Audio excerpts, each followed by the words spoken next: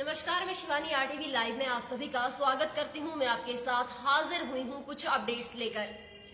2 महीने से चल रहे शांतिपूर्ण किसान आंदोलन ने क्यों ले लिया अचानक से इतना उग्र रूप? जी हाँ, तो आज हम चर्चा करेंगे इस बात पर कि क्यों किसानों द्वारा जो है वो हिंसा हुई है और इसके लिए कौन जिम्मेदार है। तो आपको बता दें कि 2 महीने से चल रहे शांतिपूर्ण किसान आंदोलन में 26 जनवरी को ट्रैक्टर रैली में ऐसा क्या हो गया कि किसानों ने इतना उग्र रूप धारण कर लिया। आपको बता दें कि केंद्र सरकार और किसानों के बीच 3 कृषि कानूनों पर गतिरोध बना हुआ है और 2 महीने से किसान जो है वो शांतिपूर्ण तरीके से बैठकर आंदोलन भी कर रहे हैं। 26 जनवरी को किसानों की ट्रैक्टर रैली की इजाजत जो है वो दिल्ली पुलिस की तरफ से दी गई थी। आपको बता दें कि दिल्ली पुलिस के विशेष आयुक्त दीपेंद्र पाठक ने कहा था कि रैली में गणतंत्र दिवस की पवित्रता और सुरक्षा का विशेष ध्यान रखा जाएगा। उन्होंने कहा था कि इस ट्रैक्टर रैली को सुरक्षा कवर दिया जाएगा, लेकिन 26 जनवरी यानी गणतंत्र दिवस पर आपको बता दें कि 26 जनवरी यानी गणतंत्र दिवस पर वैसे ही आतंकी हमले की आशंका होती है, तो केंद्र सरकार ने उस दिन एक्स्ट्रा फोर्स जो है वो क्यों नहीं बुलाई थी। जी हाँ, ये सवाल उठता है कि क्यों केंद्र की तरफ से सुरक्षा के पुख्ता इंतजाम जो है वो नहीं किए गए थे। आपको बता दें कि लाल किले पर प्रधानमंत्री द्वारा ध्वजारोहण किया जाता है, तो इस साल का गणतंत्र दिवस वैसे क्यों नहीं मनाया गया? क्यों इस साल प्रधानमंत्री द्वारा लाल किले पर ध्वजारोहण जो है वो नहीं किया गया है? जैसे कि जिस तरह से हर साल नरेंद्र मोदी द्वारा या फिर जो भी देश के पीएम हैं उनके द्वारा लाल किले पर ध्वजारोहण किया जाता है, लेकिन इस बार ऐसा नहीं हुआ है। साथ ही आपको बता दें कि इस तरह से कई सवाल हैं जो हर किसी के जहन में आ रहे हैं। किसान, पुलिस या फिर सरकार, दिल्ली में उपद्रव के लिए कौन है जिम्मेदार? जी हाँ, आप सभी को बता दें कि किसानों ने पहले ही 26 जनवरी को ट्रैक्टर रैली के लिए कहा था, तो पुलिस द्वारा उस दिन पुख्ता इंतजाम क्यों नहीं किए गए थे? 26 जनवरी को दुनिया ने जो देखा उसे देश के स्वाभिमान को जो है वो गहरा झटका लगा है। किसान संगठन और पुलिस एक दूसरे पर आरोप गढ़ रहे हैं, तो सत्तारूढ़ और विपक्षी जो है वो एक दूसरे को जिम्मेदार ठहरा रहे हैं। जी हाँ, ये जो हिंसा हुई है इसको लेकर जो है वो विपक्ष की पार्टियां और केंद्र सरकार एक दूसरे पर निशाने साध रही हैं। किसान संगठनों की माफी चाहूंगी, आपको बता दें कि किसान संगठनों की जिम्मेदारी भी सवालों के घेरे में है। ऐसे में अब सवाल उठता है कि पूरी घटना का आखिरकार जिम्मेदार है तो फिर है कौन? पुलिस का आरोप है कि किसानों ने बैरिकेड तोड़े और जबरदस्ती दिल्ली की तरफ आ गए। तो वहीं आपको बता दें कि किसानों का ट्रैक्टर मार्च उसी रूट से शुरू हुआ था जो रूट पुलिस वालों की तरफ से तय किया गया था। जी हाँ, जो चिन्हित रूट था उसी रूट पर जो है किसानों के द्वारा ट्रैक्टर रैली शुरू की गई। आपको बता दें कि लेकिन चिन्हित रूट की जगह पर जो है वो बैरिकेड, जो जगह पुलिस के द्वारा चिन्हित की गई थी उस पर पुलिस के द्वारा बैरिकेड नहीं लगाए गए थे और ट्रैक्टर सवार जो थे वो अपना रास्ता भटक गए थे, जिस वजह से वे दिल्ली की तरफ आ गए। क्योंकि ट्रैक्टर रैली में शामिल बहुत से लोगों को रास्ते का पता भी नहीं था, जिस वजह से वो लोग आगे चल रहे, माफी चाहूंगी कि जो लोग आगे चल रहे थे उन्हीं के पीछे चलते रहे। जी हाँ, जिस वजह से वो दिल्ली में प्रवेश कर चुके। लेकिन इसमें एक और सवाल उठता है कि जब पुलिस वालों को पता था कि 26 जनवरी को किसान जो है वो ट्रैक्टर रैली निकालने वाले हैं। जी हाँ, अगर पुलिस को पता था कि ट्रैक्टर रैली निकलने वाली है तो पुलिस वालों को अच्छी पुलिस फोर्स और ज्यादा से ज्यादा तादाद में पुलिस फोर्स जो थी वो लगानी चाहिए थी, लेकिन पुलिस के द्वारा इस तरह का कोई भी इंतजाम जो था वो नहीं किया गया था। हालांकि बैरिकेड जो थे वो भी सही जगह पर नहीं लगाए गए थे। तो अब सवाल ये है कि पुलिस द्वारा ही ट्रैक्टर सवारों को गुमराह किया गया है। पुलिस द्वारा चिन्हित जगह पर बैरिकेड जो थे वो क्यों लगाए नहीं गए थे? आपको बता दें कि पुलिस और गोदी मीडिया का कहना है कि प्रदर्शनकारियों ने कई जगह पर तोड़फोड़ की है और लाल किले में खालिस्तान का झंडा भी फहराया है। जी हाँ, लेकिन सच तो ये है कि वहां पर झंडा निशान साहिब का था। आपको बता दें कि निशान साहब सिखों का पवित्र त्रिकोणीय ध्वज है, लेकिन सोशल मीडिया पर फैल रही तमाम अफवाहों में ये दावा किया गया है कि लाल किले पर तिरंगा झंडा हटाकर निशान साहब या कथित खालिस्तानी झंडा जो है वो फहराया गया है।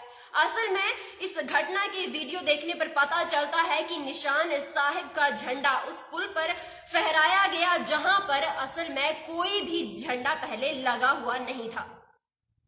साथ ही आपको बता दें कि इसके अलावा जो है वो लाल किले के शिखर पर लगे तिरंगे को किसी ने हाथ तक नहीं लगाया है। किसानों को बदनाम करने की पुरजोर कोशिश जो है वो गोदी मीडिया की तरफ से और केंद्र सरकार की तरफ से अब की जा रही है। जिस तरह से पहले हिंदू मुस्लिम में फूट डलवाकर उन्हें अलग करने की कोशिश की गई थी, उसी तरह से एक बार फिर से अब धर्म के नाम पर फिर से सिख और हिंदुओं में और देशवासियों में, किसानों में जो है वो फूट डलवाई जा रही है, उनको लड़वाने की कोशिश की जा रही है। आपको बता दें कि ट्रैक्टर रैली में आईटीओ पर ट्रैक्टर पलटने से एक किसान की मौत की खबर भी सामने आई है। हालांकि किसानों का आरोप है कि पुलिस ने फायरिंग की है जिससे किसानों की जान गई है। ट्रैक्टर रैली के दौरान हुई किसानों की मौत को गोदी मीडिया द्वारा नहीं उठाया गया है। क्यों गोदी मीडिया ने इस बात को नहीं उठाया है? क्यों गोदी मीडिया जो है वो चुप रही है? आपको बता दें कि लाल किले की प्राचीर पर झंडा फहराने के कारण एक्टर दीप सिद्धू जो है वो भी चर्चा में आ गए हैं। इस घटना के बाद कई लोगों के निशाने पर है। बताया जा रहा है कि दीप सिद्धू संयुक्त किसान मोर्चा से जुड़े हुए हैं, लेकिन किसान नेताओं ने दीप सिद्धू पर किसानों को भड़काने और हिंसा फैलाने का आरोप तक लगाया है। आपको बता दें कि सिंघू बॉर्डर पर चल रहे किसान आंदोलन को समर्थन देने में दीप सिद्धू का नाम भी शामिल है। आपको बता दें कि दीप सिद्धू का कहना है कि युवाओं को दिल्ली में ट्रैक्टर मार्च की बात कहकर किसानों द्वारा ही बुलाया गया था। जी हां, इस तरह का बयान जो है वो दीप सिद्धू की तरफ से दिया गया है। उन्होंने कहा है कि पुलिस ने हमें कहा था कि जो करना है वो शांतिपूर्ण ढंग से किया जाना चाहिए। दीप सिद्धू ने कांग्रेस, भाजपा और आरएसएस तीनों से ही अपने रिश्ते को नकार दिया है। आपको बता दें कि दीप सिद्धू एक फोटो में पीएम मोदी के साथ नजर आ चुके हैं और अब ये फोटो जो है वो सोशल मीडिया पर सुर्खियों में है और वायरल हो रहा है। बॉलीवुड अभिनेता और सांसद सनी देओल के 2019 के लोकसभा चुनाव में भी पूरे प्रचार में दीप सिद्धू उनके साथ थे, परंतु अब सनी देओल ने भी ट्वीट करके दीप सिद्धू से किसी भी रिश्ते को जो है वो नकार दिया है। तो अब जानना ये है कि दीप सिद्धू जो है वो किस मकसद से किसान आंदोलन में शामिल हुए थे? क्या ये कोई राजनीतिक साजिश थी? सवाल तो ये भी उठ रहा है कि जब लाल किले पर प्रदर्शनकारियों द्वारा झंडा फहराया जा रहा था तो उस समय पुलिस कहां थी? पुलिस द्वारा उनको क्यों गिरफ्तार नहीं किया गया? पुलिस द्वारा क्यों आंदोलनकारियों को रोकने में नाकामी हासिल की गई? जी हां, आपको बता दें कि गाजीपुर बॉर्डर पर बैरिकेड पुलिस के द्वारा नहीं लगाए गए थे। हाँ, ये बात तय थी कि 26 जनवरी को किसानों के द्वारा ट्रैक्टर परेड निकाली जाएगी, लेकिन दिल्ली पुलिस के द्वारा सब कुछ जानते हुए भी पुख्ता इंतजाम जो थे वो नहीं किए गए थे। दिल्ली पुलिस के द्वारा वाटर कैनन तक के इंतजाम नहीं किए गए थे। हाँ, लेकिन जब ये प्रदर्शन जो था वो जिसने हिंसात्मक रूप ले लिया तो दिल्ली पुलिस के द्वारा प्रदर्शनकारियों पर आंसू गैस के गोले तक दागे गए। आपको बता दें कि कहीं पर पुलिस के द्वारा बैरिकेड नहीं लगाए गए थे तो कहीं पर रास्ता जो था वो खुला छोड़ दिया गया था। ट्रैक्टर रैली से पहले पुलिस और किसानों की वार्ता में ये बात तय हुई थी कि ट्रैक्टर रैली शांतिपूर्ण तरीके से और तय किए गए रूटों पर ही की जाएगी, लेकिन पुलिस ने ये भी बात मीडिया को बताई थी कि किसानों के ट्रैक्टर दिल्ली के भीतर ना जा सके, इसलिए केंद्रीय अर्धसैनिक बलों की तैनाती जो थी वो दिल्ली पुलिस के द्वारा की जाएगी। साथ ही आपको बता दें कि दिल्ली पुलिस ने कहा था कि 127 मार्गों पर भारी संख्या में पुलिस बल तैनात किया जाएगा, लेकिन इस तरह का कोई भी इंतजाम 26 जनवरी को पुलिस के द्वारा नहीं किया गया था और बहुत ही कम संख्या में पुलिस फोर्स जो थी वो लगाई गई थी। साथ ही आपको बता दें कि 26 जनवरी को हुई हिंसा के बाद अब किसानों में आपसी मतभेद पैदा हो चुके हैं। जी हाँ, जहां पहले लाखों की संख्या में किसान एकत्रित होकर, एकजुट होकर इस आंदोलन को कर रहे थे तो अब वहीं हजारों की संख्या में किसान जो है वो वापस लौट चुके हैं। ऑल इंडिया किसान संघर्ष समन्वय समिति भी ये एक संगठन है जो कि अब अलग हो चुके हैं। वहीं विपक्ष और सरकार पर निशाना जो है वो साधा जा रहा है। वहीं पुलिस का कहना है कि प्रदर्शनकारियों पर एफआईआर दर्ज हो चुकी है। अगर प्रदर्शनकारियों पर एफआईआर दर्ज हो चुकी है तो पुलिस के द्वारा अब तक उनको गिरफ्तार क्यों नहीं किया गया है। अगर बात करें किसान संगठन की तो उनका कहना है कि ट्रैक्टर रैली में उपद्रव मचाने वाले बाहरी लोग हैं और इस तरह की हिंसा जो है वो शरारती तत्वों के द्वारा हुई है और इसकी जांच जो है वो अब होनी चाहिए और जो भी हिंसा के लिए जिम्मेदार है उन सभी को कड़ी से कड़ी सजा मिलनी चाहिए। किसान संगठनों का कहना है कि अगर पुलिस ने पुख्ता इंतजाम किए होते तो 26 जनवरी का दिन हिंसात्मक रूप में नहीं बदलता। अब देखना यह है कि किसानों के आंदोलन का अब अंत होता है या फिर ये आंदोलन अब जारी रहता है। 26 जनवरी के दिन जो भी हुआ है, जिस प्रकार की हिंसा दिल्ली में देखने को मिली है, लाल किले पर जिस तरह से झंडा फहराया गया है, क्या ये किसानों को तोड़ने की एक साजिश थी? क्या किसान संगठनों को अलग करने की एक राजनीतिक और भद्दी चाल जो थी वो चली गई थी या फिर आंदोलन को निरस्त करने की एक सोची समझी साजिश थी? आपको बता दें कि बहुत सी ऐसी बातें हैं जो गोदी मीडिया द्वारा लोगों तक नहीं पहुंचाई गई हैं। जिस तरह से किसानों की मौत की खबर जो है वो गोदी मीडिया द्वारा नहीं दिखाई गई है।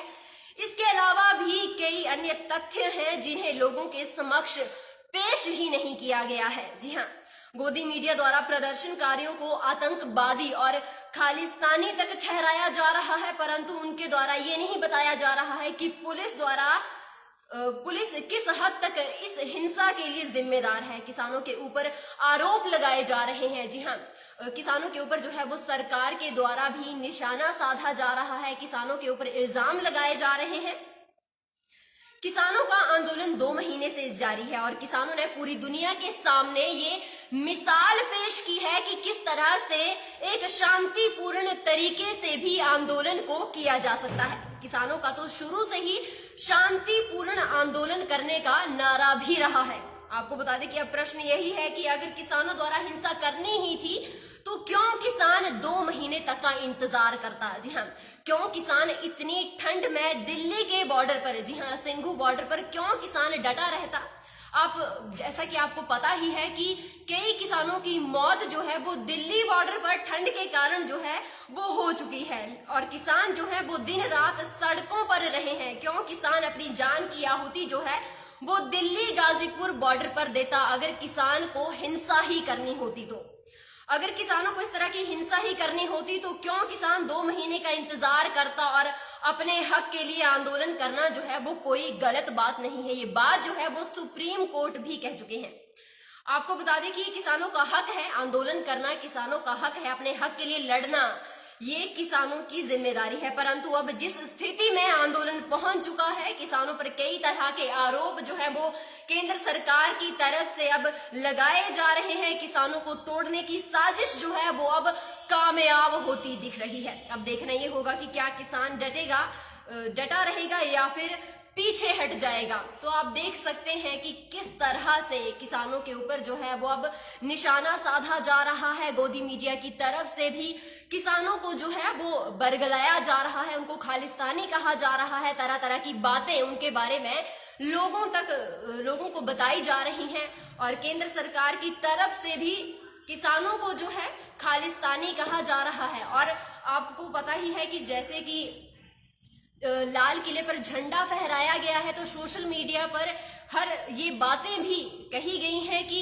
किसानों द्वारा जो है वो तिरंगे झंडे का अपमान किया गया है, उसकी मर्यादा को चोट पहुंचाई गई है। लेकिन सच जो है वो कुछ और ही है। जी हाँ, किसानों को जो है उनके आंदोलन से हटने के लिए मजबूर किया जा रहा है, लेकिन देश का किसान जो है वो इतना मजबूत है कि वो अपने आंदोलन से अब भी नहीं हटेगा, डटा रहेगा। अब दर्शकों से हम जानना चाहेंगे कि 26 जनवरी के दिन हुई हिंसा का जिम्मेदार कौन है? आपको क्या लगता है? इस बारे में अपने विचार हमसे साझा करने के लिए कमेंट बॉक्स में कमेंट जरूर करें और अपने विचारों को हमारे साथ जरूर साझा करें। फिलहाल के लिए बस इतना ही और बड़ी खबरों के लिए बने रहें RTV लाइव के साथ। धन्यवाद।